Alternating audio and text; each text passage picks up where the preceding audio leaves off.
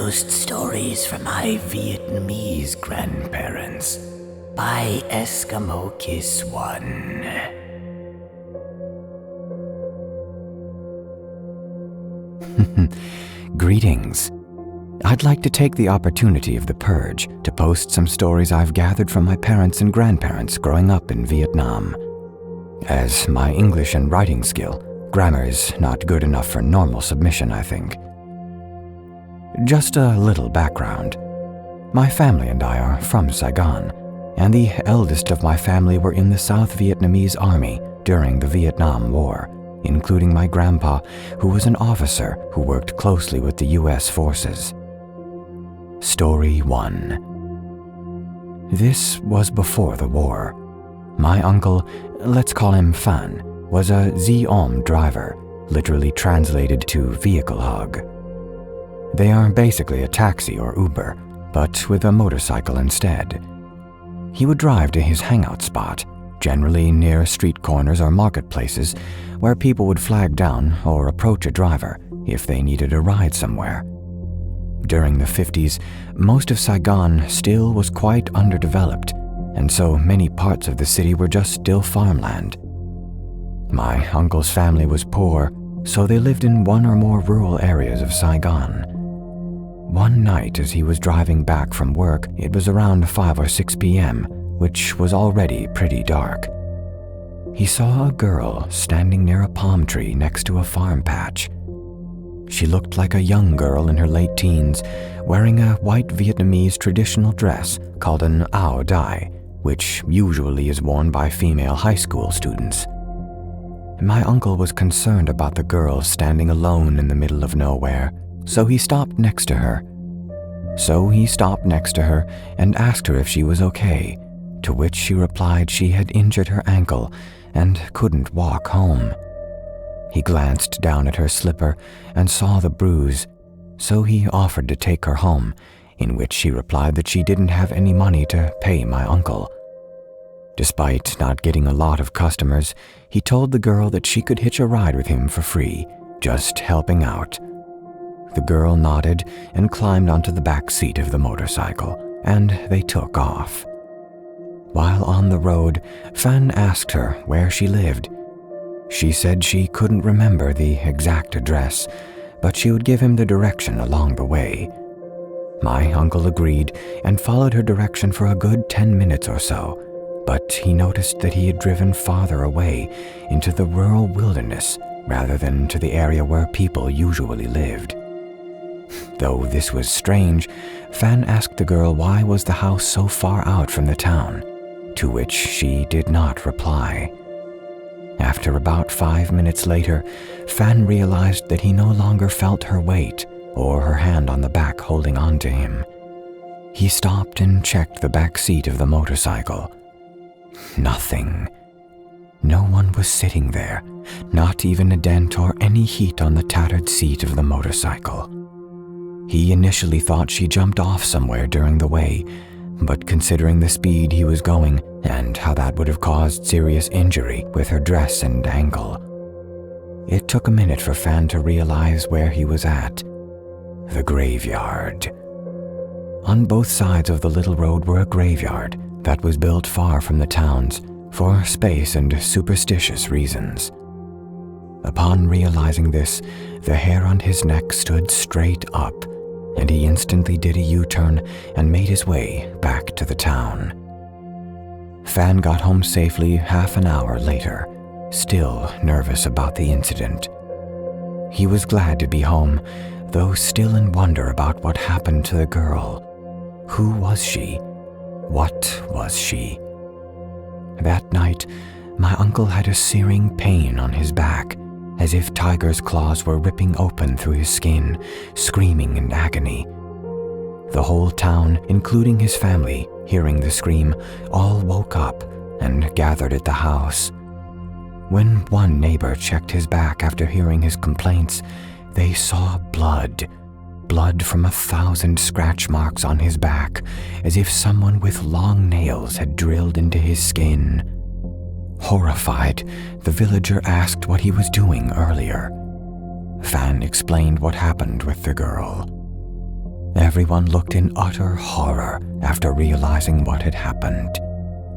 The girl was a student. While waiting for her boyfriend under the palm tree, she sprained her ankle and fell into the muddy farm patch, her head hitting a rock concealed in the mud, and she became paralyzed and died. She was known to appear around the time she was waiting for her boyfriend, in the evening after school beneath the palm tree. People actively avoided that road around that time because it was believed if you looked at her while passing by, she would follow you back to your house. After that, Fan got his back stitched and a monk to cleanse him and his house. No more incidents have occurred since then, but after what happened, even the town police were scared enough to put up a barrier and forbid access to that road. The farm owner also gave up that farm patch to the city. The story was told by my grandparents and himself many times to me, and I was shown his back where the scars of the scratch marks were there after these many decades. I don't know whatever happened to that road or the tree, but when I asked about the story, a lot of townsfolk who used to live in that area always gave me a slight hint of discomfort on their face.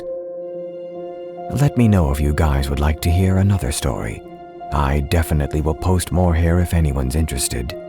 I don't think the one story per post rule applies during the purge, but I need to sleep now. Thanks for reading. Until next time.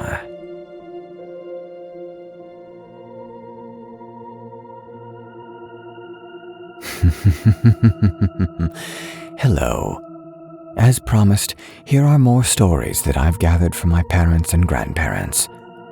This time, I'd like to tell a story from their perspective for easier following. And again, please keep in mind my English is not very good, so my sincere apology for any grammar or spelling mistakes. Story 2. The Rug. This one is my favorite. Everyone in the family, including our neighbors, know about the incident. This is told from my grandfather's perspective to me. It was around the spring of 1968. I was out at the market to buy some fresh fish and meat so your aunt can prepare them before she had to head to school. I never liked to deal with the house cooking. Always got yelled at by your grandmother and aunties for screwing up the ingredients. Anyway, after getting what I was told to get, on the way home I noticed the general store was putting up a nice-looking bamboo rug for sale. When I saw the price, I thought it was a bit too good to be true, so I asked the store owner what's the catch. She told me that she was moving soon and needed to sell everything quickly. The reason seemed good enough to me, and our house didn't yet have a bamboo rug. We really needed one to eat dinner on. It beat sitting on the cold ground. Vietnamese family often eat together on the ground. So I bought the roll of rug and brought it home. Was feeling pretty lucky with the good deal and was hoping that your grandma wouldn't make too big a fuss about spending money on something else than food. I wish she did. I unrolled the beautiful bamboo rug onto the living room floor, admiring the craftsmanship and beautiful pattern on it. For the price of a bottle of soda, that was more than a steal. A few days passed by, and everyone was pretty impressed with my lucky find. We used it to eat on, play cards, or just hang around on it no problem, and it was definitely more comfortable than the hard, cold ground. But one day, your aunt spotted something. It was a lump, like an air pocket under the rug, which nothing should be out of the ordinary for these things when they are straightened out. But no. Something about this lump bulging upward out of the rug was off. No matter how much we pushed it, it just popped up elsewhere, to the point I had everyone in the house try to push it down at once, as if we were playing whack-the-mole. But it kept popping up somewhere else. That night, I rolled the rug up, tied it with a string, and set it leaning against the counter of the living room, like every other night when we finished using it for that way. Around 1 a.m., I felt a nudge on my arm from your grandma. She pointed towards the living room, which is not far from where I was lying. Old Vietnamese houses are very small and often open without doors separating the rooms. I could see the carpet roll, moving. It's nudging slightly from side to side while leaning against the wall. My first thought was something like a cat could have gotten stuck inside the carpet and was trying to free itself. Annoyed, I sat up and began to walk towards it. Suddenly, as soon as I approached it, the thing stopped moving. The roll of rug started to turn, or rotate rather, and I could see the bulge on it turning towards me. But this time, it was a bulge with the shape of a face. The face of a man. I panicked, and fight or flight kicked in, and I punched the lump back. But instead of feeling soft bamboo, it felt like flesh. I took my fist back, still terrified as your aunties and grandma watched in shock and confusion. I grabbed the rug and rushed outside and dumped it into the nearby garbage pile. I went back inside, locked our door, and tried to sleep it off, while bombarded with questions from everyone. The morning after, again I was awakened abruptly. Almost forgot about the incident of last night. Your aunt was pulling on me, shaking and terrified. She asked, "Hey, didn't you throw that rug out last night?" Before I could answer, I followed her gaze to the rug, sitting in the same corner near the still locked door. Somehow, some way, it had found its way back inside. Infuriated, I didn't care about the face or the lump anymore. I just wanted this thing gone. I started a fire outside of our house. When the fire was big enough, I threw the rug onto the fire. We waited to watch it burn with my curious neighbors, but it wouldn't burn completely to everyone's surprise, despite being made out of bamboo. After an hour, I pulled the rug out, and all the neighbors saw it. The fire had now melted away the layer of paint and design, and now the new burnt mark had taken the shape of the face that was as big as the rug itself. People quickly asked where I had gotten the rug from, and after telling them about the shop lady, they told me that her husband had died trying to cross the ocean to another country. And while they weren't sure if he had anything to do with her rush to move away, they believed that the rug belonged to her deceased husband, as the face on the rug seemed to resemble him. We took the rug to a temple and had the monk give it a passing ritual. They kept the rug afterwards, and honestly, I'm thankful for that. The shop lady was no longer there after the incident. The small building that was the shop is now vacant. I never believed in any too-good-to-be-true deal ever again. Not after that, because there's always a catch.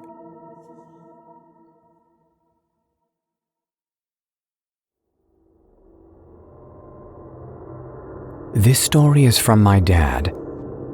As I mentioned in my previous post, my parents and relatives were in the South Vietnamese Army during the war. I will be telling it from his perspective to me. During the war, I was a sergeant in the Army, but that didn't mean jack crap when we were out of room, out of food, and stuck in this dirty fort for most of our deployment. Sleeping was cramped with the private alike. Not even the officer had any luxury or comfort either. We were losing ground, and our bunker could be here today and then gone tomorrow. We'd be lucky to have a bed to share, so everyone complained everyone was in a collective crap list. Anyway, it was crowded, but I guess that doesn't keep you safe from the weird stuff that happens sometimes. I was quite an artist at the time. That was what I wanted to become, not holding a rifle while drilling out those idiots for almost killing their own comrades. I often sketched out people, landscapes when I wasn't on duty. It kept my sanity healthy while passing the time, and because of this I gathered a bit of a reputation in the fort. People, even officers, would ask me to sketch them, mostly just the idiot privates making stupid faces or poses. But hell, why not? These guys needed a break too. One day, we were about 6 miles from our base, doing a routine recon on the surrounding area, just trying to make sure there was no Viet Cong sneaking in, or just a good excuse to get these guys to do some jogging and getting out into the sun. It was around 10 in the morning or so, and we stopped by a river for a break, while waiting for these other guys to wash up, urinate, or whatever. I sat near the road above, just sketching out some of the natural scenery of Vietnam while waiting. From afar, I noticed about half a mile out down the hill near a farming patch there was a pretty young girl. She could have been in her 20s, wearing the very traditional farm clothing. She was just standing there staring straight back at me. At first, this unnerved me as she could have been a recon or spotter, but they would not stand out in the open like her, let alone staring straight at me. Risk was a risk. I told 2 guys to keep an eye on each other while we did our things. For some reason, I felt compelled to sketch her face. Her stillness yet pretty profile made a great model. We finished up and I had everyone regroup.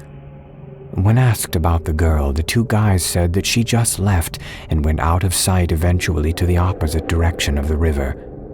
We continued our day without incident and returned to the base at around 5. That night, while lying in the cramped bunker bed with everyone else, I took out my sketchbook and looked at the sketch I had made that day. There was the scenery, and there was the girl. Oddly, though, I don't remember she had such an unsettling look to it. She was very pretty as far as I could recall, but the sketch look was eerie. I started to question my skill, and perhaps I wasn't as good this time. The guy next to me also commented how the sketch looked as if she was staring into his soul. He turned away and didn't want to look at it anymore. I put the sketchbook away and fell asleep. About an hour later, I was awakened by whisperings from the other guys around me. Wondering what the commotion was in the middle of the night, I asked the guy next to me, but he put his finger up to his lips to motion me to be quiet and not to move. Quietly, I could hear the sound of footsteps clacking their way into the crowded bunker.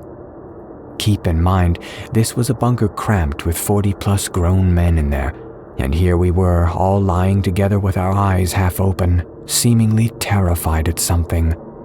The footsteps sounded feminine, yet elegant and forceful at the same time. As they got closer and closer to our bed, the only things separating us and the sound were the mosquito curtains that we hung up to sleep inside to prevent bites.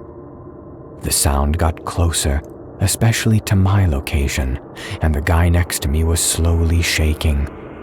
I had to hold back my soldier's instinct to grab my rifle under my bed and jolt up and confront whatever the sound was.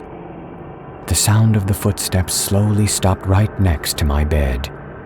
It felt like an eternity, but once again the footsteps resumed and started to leave my side in the bunker slowly. I did something I probably shouldn't have, and turned slowly to look when I thought the sound was far enough away. But no, she was there, outside the window of the bunker, staring straight at me with the same unsettling eyes, the same face that occupied the page of my sketchbook. Except this time, right there outside the window. I was startled but held my composure. I quickly turned back and closed my eyes. I think I drifted to sleep after that somehow, when I was woken up later, thinking it was a dream. However, it was quickly gone, and what I observed were the surrounding troops. They were still terrified and shaken. I asked everyone if they saw and heard the same thing last night, and they nervously all confirmed. When asked about the surrounding guards that were on watch duty, they said they didn't recall anyone near our unit. That would have obviously been a security breach, and they asked about my odd question, and I told them it was just some dreams. I went back to my unit, and we all agreed we should keep this to ourselves to prevent further complications. Most of us had already accepted the fact that whatever was walking outside our bunker last night was not of our world. I took out my sketchbook out of habit to sketch something to calm myself down, only to find the page where I had sketched the girl had been completely torn off. I threw away the sketchbook after that onto some fire barrel in the base. I never drew anyone again after that. From then on, I knew I'd stick to scenery. That's all I have for now. I have plenty more if there's interest. Thanks for reading. Until next time.